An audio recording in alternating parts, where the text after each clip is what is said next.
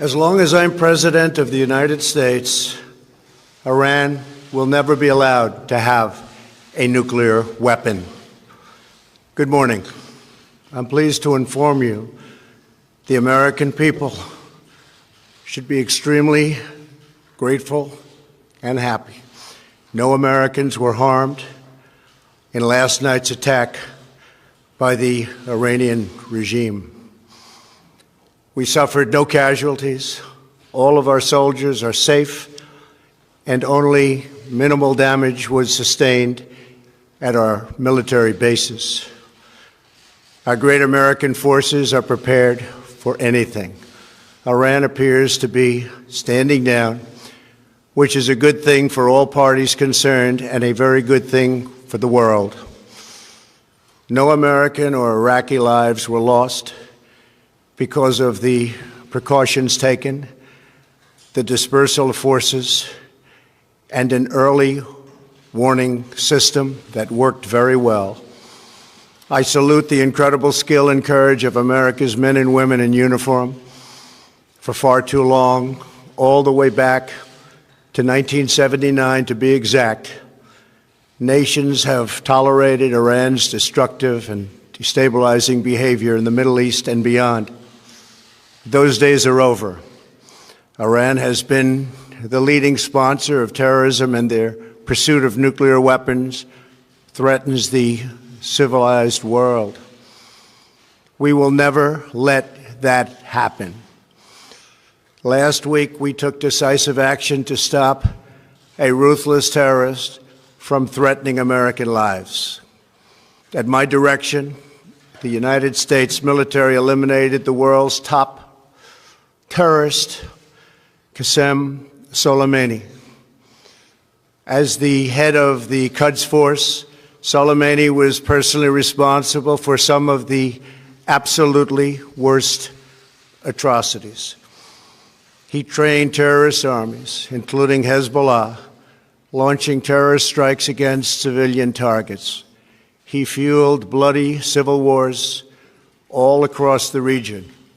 He viciously wounded and murdered thousands of U.S. troops, including the planting of roadside bombs that maim and dismember their victims. Soleimani directed the recent attacks on U.S. personnel in Iraq that badly wounded 4 service members and killed 1 American, and he orchestrated the violent assault on the U.S. Embassy in Baghdad.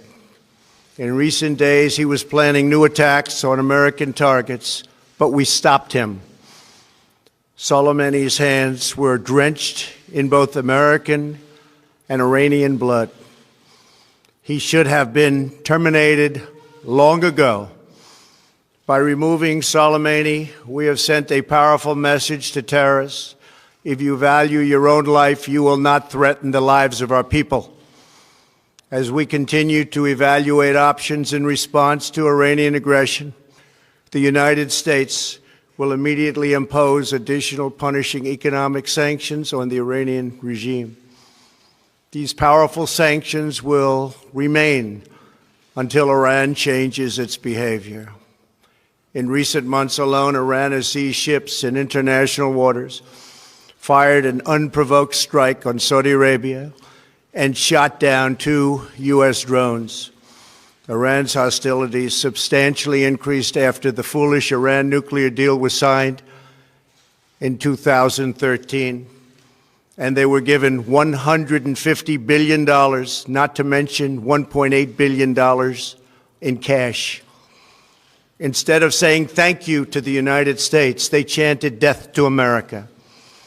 In fact, they chanted death to America the day the agreement was signed.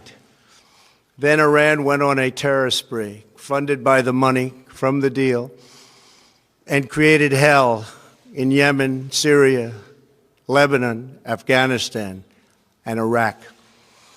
The missiles fired last night at us and our allies were paid for with the funds made available by the last administration. The regime also greatly tightened the reins on their own country, even recently killing 1,500 people at the many protests that are taking place all throughout Iran.